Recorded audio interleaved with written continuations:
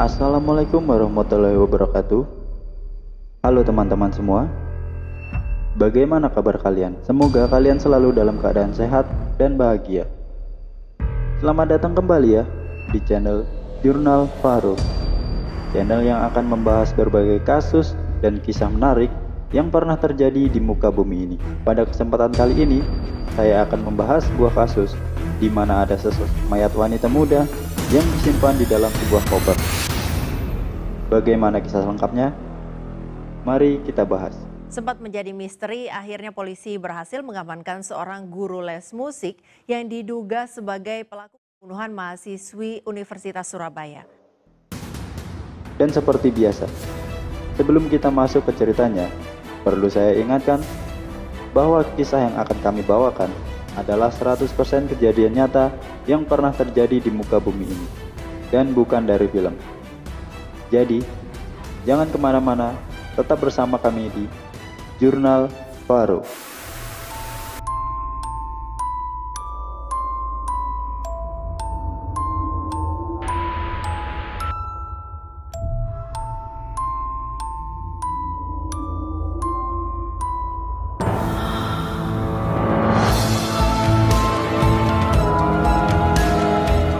Pada tanggal 5 Mei tahun 2023 lalu, pihak kepolisian kota Surabaya mendapatkan laporan tentang adanya orang yang hilang. Dikatakan bahwa orang tersebut sudah hilang kontak sejak 3 Mei 2023.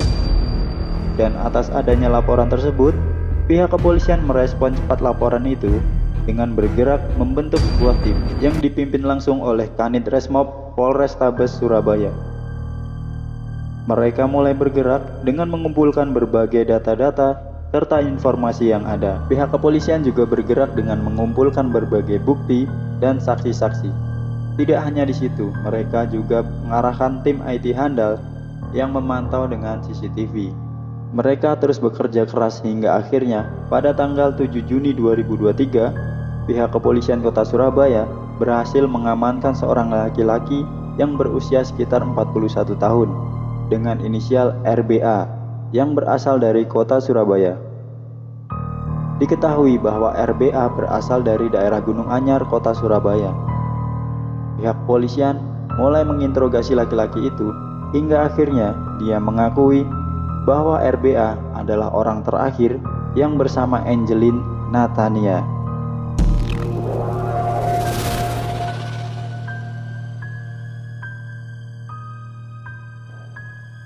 Jadi, orang yang dilaporkan hilang pada tanggal 5 Mei 2023 lalu adalah Angelin Natania, seorang mahasiswi Fakultas Hukum di Universitas Surabaya atau UBAY. Dan setelah digali lebih dalam, ternyata RBA mengaku telah menghilangkan nyawa Angelin. Lalu bagaimana kronologinya?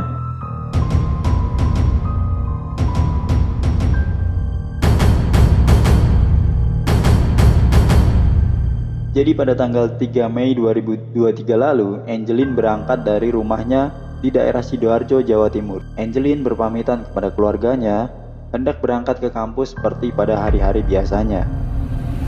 Angelin keluar dari rumahnya pada pukul setengah 7 pagi dengan mengendarai sebuah mobil Mitsubishi Xpander berwarna abu-abu. Angelin kemudian mengarahkan mobilnya ke arah Surabaya dan setibanya di sebuah kafe di daerah Surabaya, ternyata dia menjemput RBA atau Rohmat Bagus Apriyatna alias Roy. Setelah mereka bertemu, kemudian Roy mengantarkan Angelin pergi ke kampusnya di Ubaya. Lalu, Roy saat itu membawa mobil dari Angelin untuk pergi berkeliling daerah kota Surabaya. Dan setiba waktunya Angelin untuk pulang kuliah, Roy kembali menjemputnya di Ubaya. Mereka kemudian melanjutkan perjalanan ke daerah Surabaya. Mereka berdua sempat berhenti di sebuah rumah makan untuk mengisi perut.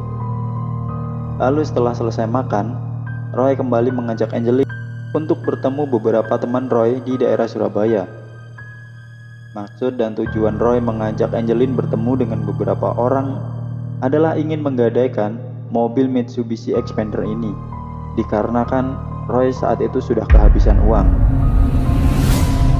Roy atau pelaku juga mengaku bahwa dia ingin menggunakan uangnya untuk membuka usaha di Pacitan. Kemudian setelah berkeliling hingga larut malam, dan dikarenakan tidak adanya satupun teman Roy yang mau menggadai mobil ini, akhirnya mereka memutuskan untuk pergi ke sebuah apartemen di daerah Surabaya. Mereka akhirnya masuk ke area parkir apartemen tersebut dan memutuskan untuk istirahat, juga tidur di dalam mobil hingga hari berganti. Singkat cerita, pada jam setengah 1 siang, mereka sampai di daerah Jalan Kebun Bibit, daerah kota Surabaya. Roy kemudian menepikan kendaraannya. Roy dan Angelin terlibat cekcok hebat di dalam mobil itu. Lalu beberapa warga yang berada di sekitar lokasi mulai curiga dengan adanya teriakan seorang wanita dari dalam mobil Expander abu-abu itu. Jadi pada saat cekcok ini si Angelin memberontak dan mulai berteriak-teriak hingga memicu kecurigaan warga sekitar. Roy yang sudah kalap kemudian mengikat Angelin, kikik lehernya, serta tangan kanannya membekap mulut Angelin hingga lemas agar tidak lagi berteriak-teriak. Roy kemudian mengeluarkan sebuah tali celana atau tali kolor. Dia mulai menjerat leher Angelin hingga akhirnya Angelin menghembuskan nafas terakhir. Setelah melakukan aksi keji ini, Roy kemudian sempat berkeliling kota Surabaya dan akhirnya memutuskan untuk kembali ke rumah mertuanya.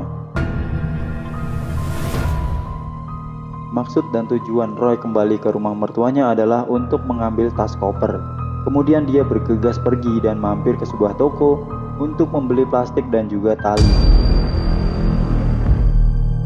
Setelah itu Roy memasukkan tubuh Angelin ke dalam koper dan membungkus koper tersebut dengan plastik wrapping sebanyak 4 lapis. Pelaku kemudian membawa korban ke daerah Pacet, Mojokerto.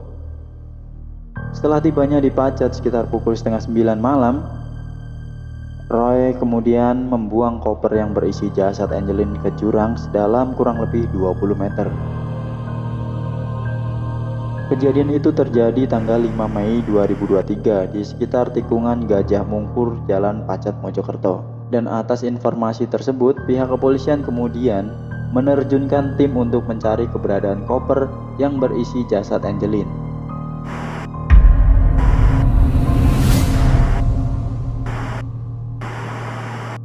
Setelah melakukan pencarian yang cukup panjang, akhirnya mereka berhasil menemukan tas koper yang dimaksud.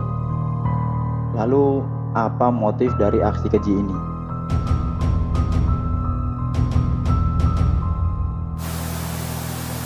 Berdasarkan keterangan dari pelaku, si pelaku atau Roy merasa sakit hati dan dia ingin bermaksud menguasai harta korban seperti mobil dan juga handphone. Roy telah berhasil menjual kedua barang tersebut dan uangnya telah ia pakai untuk kebutuhan sehari-hari.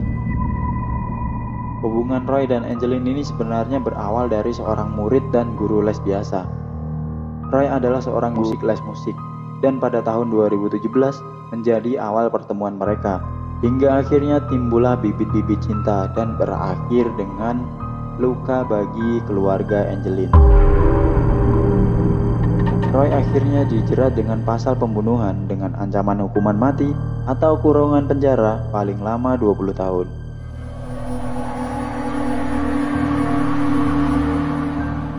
Dan itulah tadi kisah dari Angelin, mahasiswi Ubaya yang dibunuh oleh guru lesnya. Lalu pesan apa yang dapat kita ambil dari video kali ini? Silahkan kalian tuliskan di kolom komentar. Saya Riko undur diri and see you on the next video.